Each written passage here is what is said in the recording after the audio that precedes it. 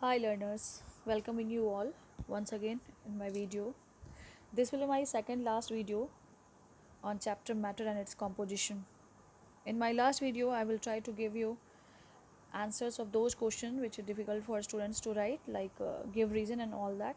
So let's see what we'll do in this video. First of all, we'll learn about characteristic of matter. Matter, it can be perceived by our senses. It occupies space. It has mass. This illustration shows that matter has all these features. First, I have drawn a diagram of wood. This piece of wood can be seen by us. This is the proof of this property, this characteristic. It can be perceived, any matter can be perceived by our senses, right? Second thing, it occupies space. See here, this liquid occupies space and has a definite volume. Third characteristic, it has mass. When we put flattened balloon on a balance, can we see the difference of the places of the plates? The air filled in the balloon has a definite mass. Next, we will learn about the three states of matter. First, solids, second, liquids, and third is gases. So we are going to read about properties of solids. They are rigid, means hard. They have definite shape and size. They cannot move or flow. They cannot be compressed appreciably. The molecules in solids are closely packed and have maximum attraction. This is the reason we can't compress it. They have the least intermolecular space but maximum force of attraction. See this activity. Take a piece of stone and place it in vessels of different shapes. We have drawn diagram here of different type of containers or vessels. Its shape remains the same in all the three vessels. It never depends upon the shape or size of the container. Solid maintain its shape and size. So its shape remains the same in all the three vessels. So we can say that therefore a solid has a definite shape. Now we will fill three of those containers with water. Now fill all the vessels with water up to the brim as shown above, up to the top level, that is called brim. Okay, that is the boundary of the container, top boundary. Now place the stone in each of the vessel one by one. First of all, we will fill all the container with water, then we place that solid stone inside the container. Naturally some water will overflows from all the container. So place the stone in each of the vessel one by one. What happened? Water comes out, it will overflows. So measure the volume of the water that overflows in each case. The volume of water overflowing in each case is found to be same, whether this one or this one. So this is the proof of what? Therefore we can say that the volume of the solid remains unchanged. Now we will learn about the properties of liquids. Milk, petrol, blood, juices, water are examples of liquids. They exhibit following properties. First property, they are not rigid, means they are not hard. They have a definite volume. They do not have definite shape of their own. They will take the shape of the container.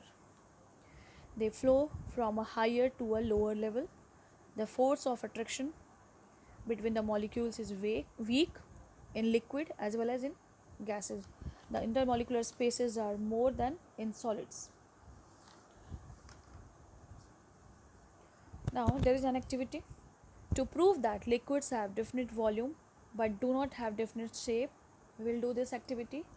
Pour about 50 or 100 ml of milk or water, whichever liquid available with you, into three different containers as shown here in this figure. So I have taken three containers. Although the volume of milk in each container is 50 or 100 ml, whatever you have taken, it's same, but it takes the shape of the container. Can you see that? Same liquid, but shapes are different. So this is the proof that liquid have definite volume but do not have definite shape. Now, what are the properties of gases? Some gases, I have written name of few gases like oxygen, hydrogen, carbon dioxide, nitrogen, helium, argon, ammonia are examples of gases. They exhibit the following properties. But the first property, they are not rigid, they are not hard. They have neither a definite shape nor a definite volume. They can flow easily in all directions. The molecules in gases have the least attraction for each other. They have maximum intermolecular space. That's why we can compress air easily or gases easily. They can be compressed easily, right? We'll do some activity here also. A gas has neither a definite volume nor a definite shape. Take a bottle of scent and open its lid. I have drawn a diagram of scent bottle. Here lid is closed. As we will open its lid, see what happens. Keep it in. Take a bottle of scent and open its lid. Keep it on one corner of the room. This one. What do you notice? After some time, in a few minutes, we find that the whole house starts smelling with the fragrance of that perfume or scent. Gas has leaked from the bottle, has filled the room. That's why we say that gas has neither a definite volume nor a definite shape, because it also takes the shape of the container. After this, I have written differences about solid, liquid, and gases. Differences is given in your book also. You may follow that also, or I have summarized it like that. This both are correct. Choice is yours. Even the material is almost same.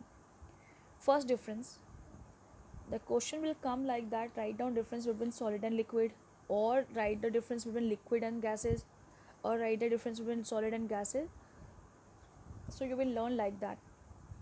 Solids are rigid, liquids are not rigid, gases are not rigid. Solids have a definite shape and volume, liquids have definite volume but no definite shape. Gases neither have definite shape nor definite volume. Just now I have explained all these things. Solids cannot flow. About flowing quality, we are calling liquids and gases as fluid also. I have written definition of that also after this page. So third difference, solids cannot flow, liquids can flow from a higher to a lower level, gases can flow in all direction. Solids cannot be compressed appreciably. It is not easy to compress solids. Liquids can be compressed to some extent because there is a little bit space between the molecules of the gases, and gases can be easily compressed because there is so much space between the molecules of the gases, and because the molecules of solids are closely packed, that's why we can't compress it. Now, fifth difference is intermolecular force of attraction is maximum in solid, intermolecular force of attraction is less than solids in liquid, and in gases intermolecular force of attraction is least. That's why it can easily flow from here to there. Now, solids can be stored without a vessel, liquids cannot be stored without a vessel, and similarly gases can be stored in closed vessel only. So these are the basic differences between solid, liquids, and gases. On next page, I have written about that. Just now I have discussed about fluids. What is fluids? Gases and liquids are called fluids because of their ability to flow, right? Now, interconversion or interchangeability of state of matter from one form to another form. The three state of matter can be interconverted. Solid on heating or melting becomes liquid, which on condensing or freezing or cooling again solidifies. This is the reverse process of this one. Similarly, liquid on heating or boiling turns into vapor state, and in reverse, the vapor on condensing converts into liquid, that it liquefies. Some solids like iodine on heating directly vaporize without becoming a liquid. This is called sublimation. When this vapor is cooled, the solid is get back. So these are again reverse process. Now we will learn about few definitions. Like here I have written about sublimation. What is sublimation? Sublimation is the process of conversion of a solid directly into the vapor state without its attaining the liquid state. Directly solid converts into vapor. In general it happens that solid converts into liquid and then from liquid to vapor, but those substances which are able to convert directly from solid to vapor, this process is called as sublimation. For example, camphor, naphthalene balls. For example, I have written here the solid naphthalene balls gradually become smaller and smaller due to the process of sublimation. Now, evaporation and condensation. Evaporation, on heating the liquid changes into the gaseous state. This is called evaporation. Here I have written three different definitions. Try to understand. On heating the liquid changes into gaseous state. This is called evaporation. The change of liquid to vapor state slowly at the temperature, at any temperature, is called evaporation. However, the fixed temperature at which the liquid changes to vapor is called boiling point. And what is condensation? The change of state from gaseous state to liquid state is called condensation. Next is melting and solidification. What is melting? Conversion of matter from solid state to liquid state on applying heat is called melting. While what is solidification? On cooling, liquid solidifies. This process is called solidification. Thank you children. In this video we will learn up to this point. Very